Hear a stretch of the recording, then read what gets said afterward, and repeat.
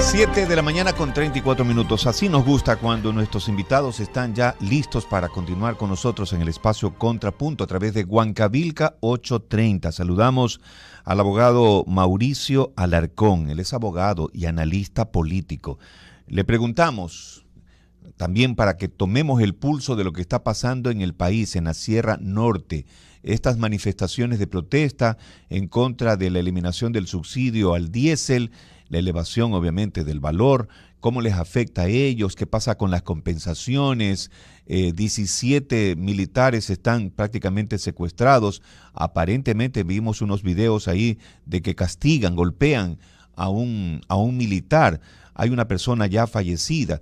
Estamos viviendo días convulsionados prácticamente en la Sierra Norte, pero ¿de qué manera afecta a nivel general esta situación, según su criterio? Abogado Mauricio Alarcón, bienvenido. Edison, buen día, un saludo para ti, para la audiencia de Huancavilca. Mira, yo creo que acá estamos frente a una situación lamentable desde todo punto de vista, y tú has resumido muy bien los hechos de los últimos días, pero hoy nos hemos enterado que las protestas ya no se concentran únicamente en los lugares mencionados, sino que, por ejemplo, la provincia de La Suay también tiene bloqueos viales, e incluso acá en la capital ya se ha dicho que en algunas zonas rurales de acceso a la capital se han manifestado bloqueos, se han denunciado bloqueos de vías, con lo cual al parecer no se soluciona ni se apacigua aquello que hace unos días empezó, producto de una decisión del gobierno nacional. Y tenemos del un lado protesta pacífica, pero también violencia. Y tenemos del otro fuerza pública, pero también abusos y excesos. Y yo creo que dos errores no hacen un acierto. Y si bien nuestra Constitución garantiza el derecho a la protesta pacífica, como lo hemos visto en varios sectores del país, desgraciadamente la respuesta del Estado en esos casos no puede ser la que hemos visto incluso en videos que han circulado en redes sociales. Del otro lado, si tenemos fuerza pública que sí trata de garantizar el derecho de protesta o incluso canales de abastecimiento de productos, no se puede desde la ciudadanía recurrir a la violencia para tener, como tú ya lo has dicho, retenidos a un grupo de militares que lo que estaban haciendo es, en teoría, mantener el orden público. Así es que, insisto, son muchos desaciertos que lamentablemente, sin espacio de diálogo y de reconciliación, van a llegar a término de paz durante los próximos días, al parecer. El presidente siempre ha tenido de alguna manera su punto de vista un poco así adelantado, como que él prevé algunas situaciones y se adelanta algún tipo de estrategia. Pero esta vez, una noche, un viernes, salieron una serie de ministros en una cadena nacional de televisión y dijeron, bueno, vamos a eliminar el subsidio, vamos a elevar el diésel. Y ahí vinieron obviamente recién los diálogos, las protestas, etcétera. ¿Por qué no se adelantó un poco aquello? De alguna manera para apaciguar y decirles de una vez, vamos a elevar esto, pero va a haber una compensación de los bonos raíces, etcétera, etcétera. Pero es que, Edison, es probable que ni siquiera el gobierno nacional comprenda las razones por las que tomó su decisión. Si no, ¿cómo te explicas tú que las compensaciones que fueron plasmadas en un decreto ejecutivo la semana pasada, en cuestión de 72 horas, hayan sido revisadas y cambiadas en otro decreto ejecutivo? Cuando se toman estas decisiones, más aún en un país que tiene antecedentes como los de 2019 y 2022, se lo tiene que hacer de la manera más didáctica y comunicacional posible, para evitar lo que sucedió en el pasado y, aunque sea menos, lo que está sucediendo hoy.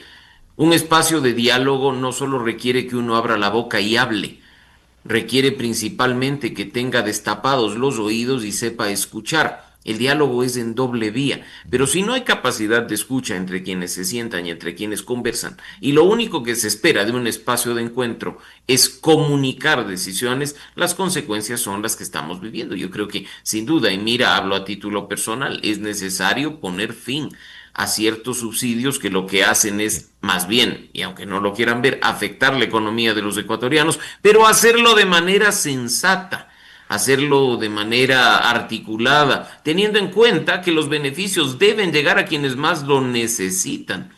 no a tontas y locas en función de una directriz o en función de una recomendación. Yo te hago la pregunta, ¿por qué las compensaciones en este momento llegan a los transportistas y no a los usuarios del sector del transporte? A mí me parecería mucho más sensato, y lo venimos repitiendo en varios espacios, que, por ejemplo, se subsidie el boleto, el pasaje, la tarifa de transporte de los estudiantes secundarios, que el beneficio vaya a ellos, pero que se sincere el costo del transporte público, que el beneficio de transportarse públicamente vaya a los jubilados que no están recibiendo ingresos o que los ingresos que reciben no les alcanza para vivir tranquilamente, no a los transportistas. Entonces, acá el problema es que hemos vivido 5 décadas de distorsiones económicas a través de subsidios que incluso, y en eso sí coincido con el gobierno nacional, se han ido para el narcotráfico, para el contrabando y para actividades delincuenciales, además de, por supuesto, sí,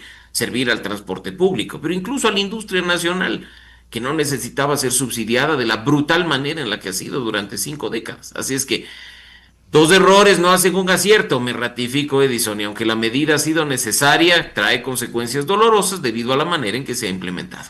Y qué interesante, usted da dos propuestas, ¿no? La una para los estudiantes, tercera edad, etcétera, ¿no? Y qué interesante, digo, porque de alguna manera eso hay alguien que está pensando, medita y da una propuesta, una idea.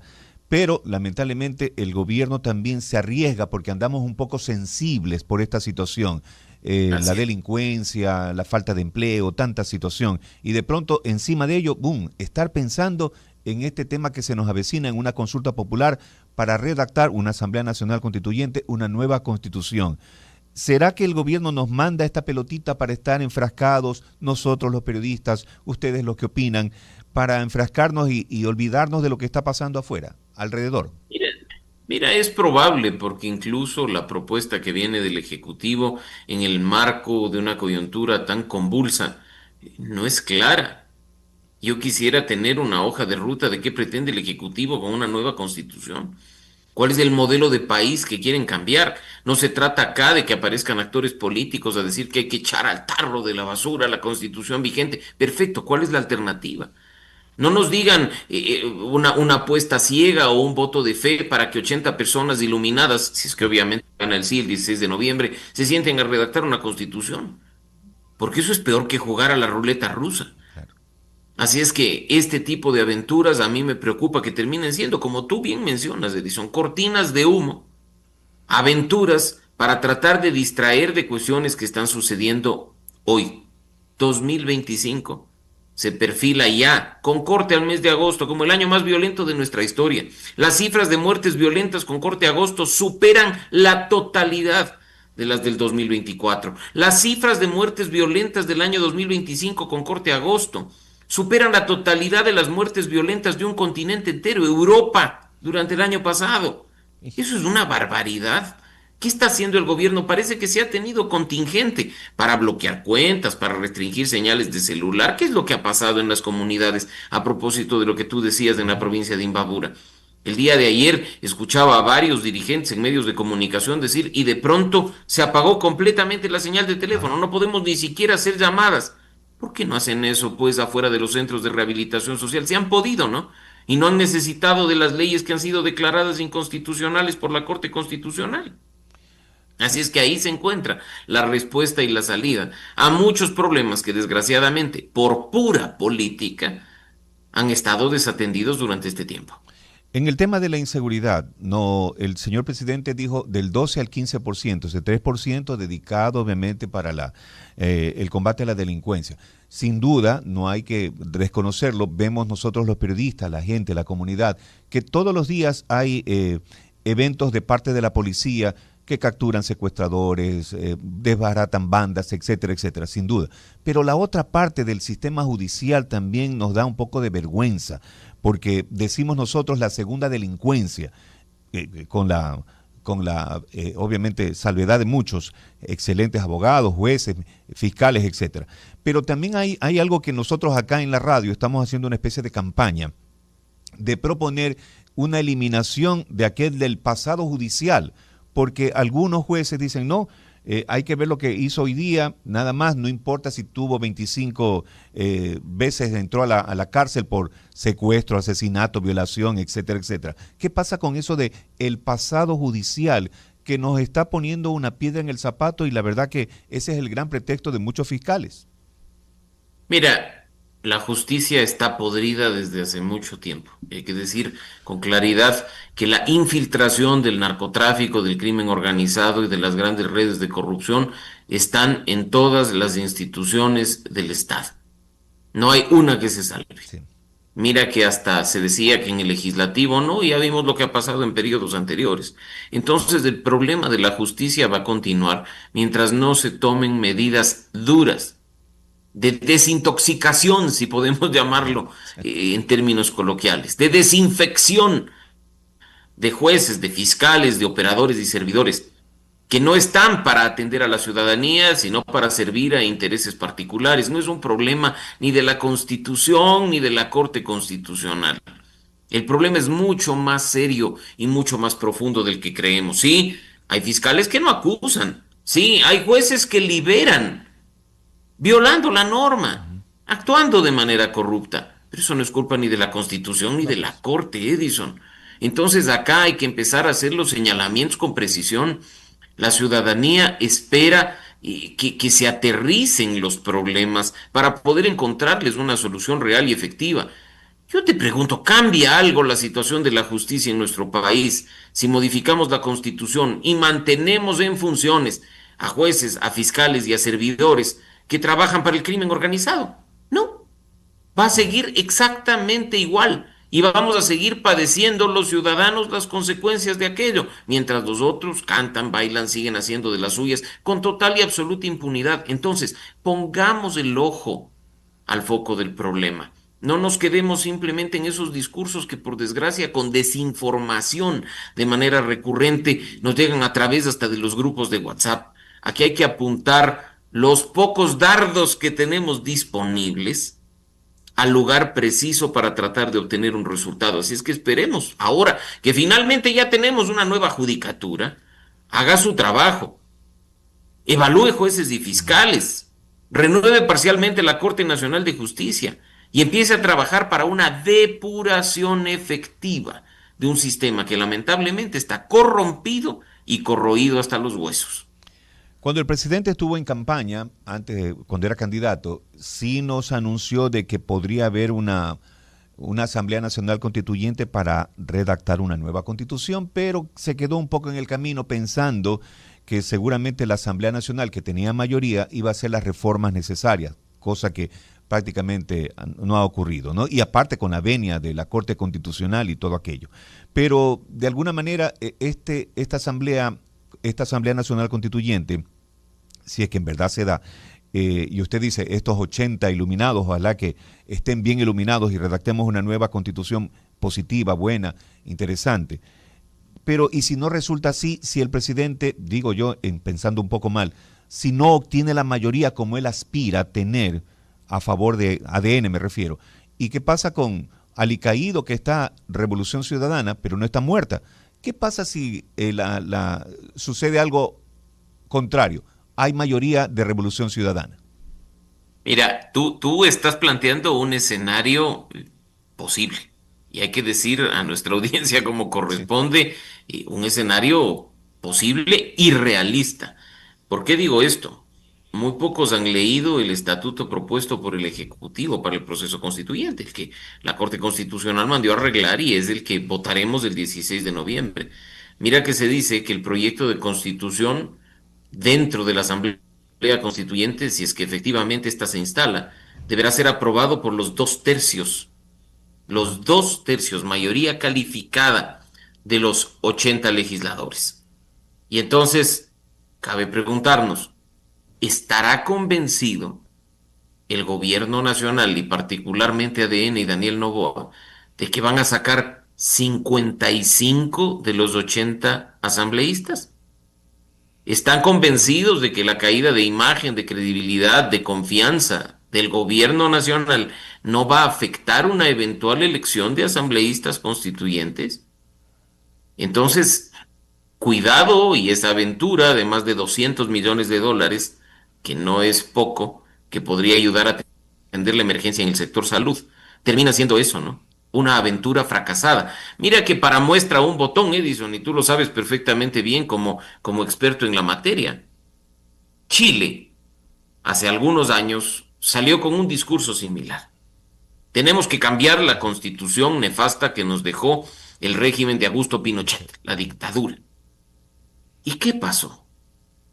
Empezaron con iniciativas de un comité constituyente, un comité constitucional, un proceso que durante 8 años, Edison, entre Impresionante. 2015 y 2023, 8 años, tuvo 3 intentos para modificar la constitución y los 3 fracasaron. Ajá. Entonces, acá no es tan fácil el asunto, peor de la forma en la que se le está planteando. Estas aventuras políticas, que las terminamos pagando todos, porque se financian con recursos que salen de tu bolsillo y del mío, no pueden terminar siendo simples aventuras para satisfacer caprichos puntuales. Así es que ojalá todavía tenemos tiempo, se vaya enderezando el discurso, se vaya planteándole al país una propuesta y podamos al menos comprender qué se pretende con este costoso proceso que podría eventualmente, de ganar el sí el 16 de noviembre, instalarse en el país. Mi abuelita Guillermina decía que piensa mal y acertarás. ¿Qué pasa con estos consejeros que están prorrogados en el Consejo Nacional Electoral? ¿Habrá algún momento transparencia?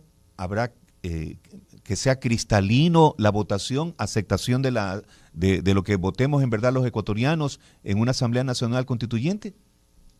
Mira, eso sí no tiene respuesta.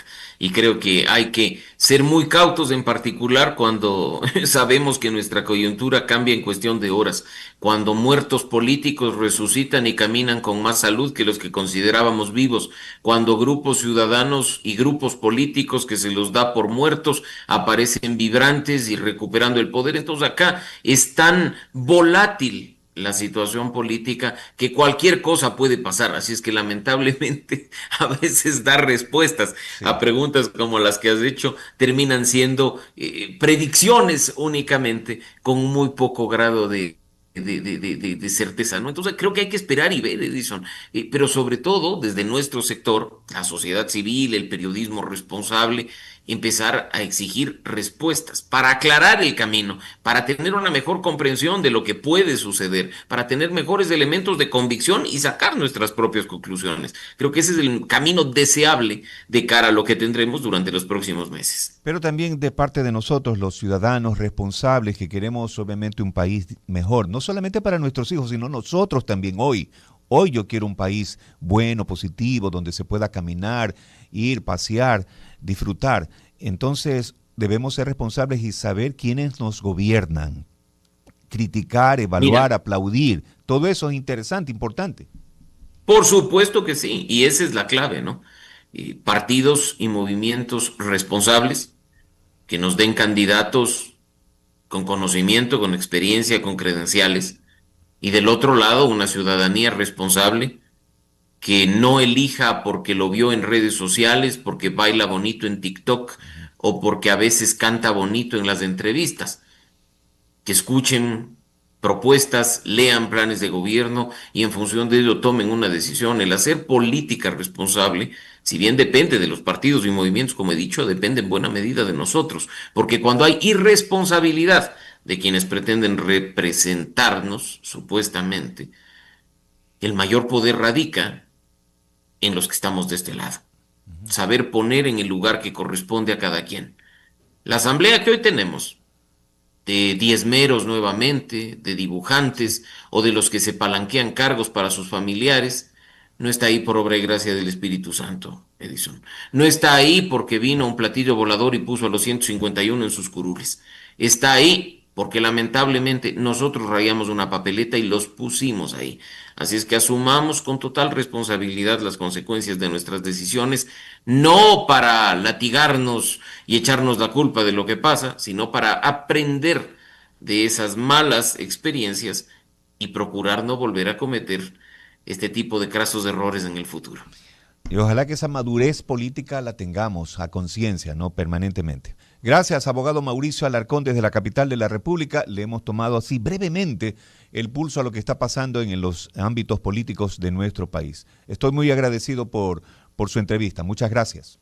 Gracias, Edison. Un gran abrazo para ti. Un saludo a la audiencia de Huancavilca y que pronto nos reencontremos para seguir analizando la coyuntura nacional. Póngalo en la agenda. Seguro que sí. Muchas Seguro gracias. que sí.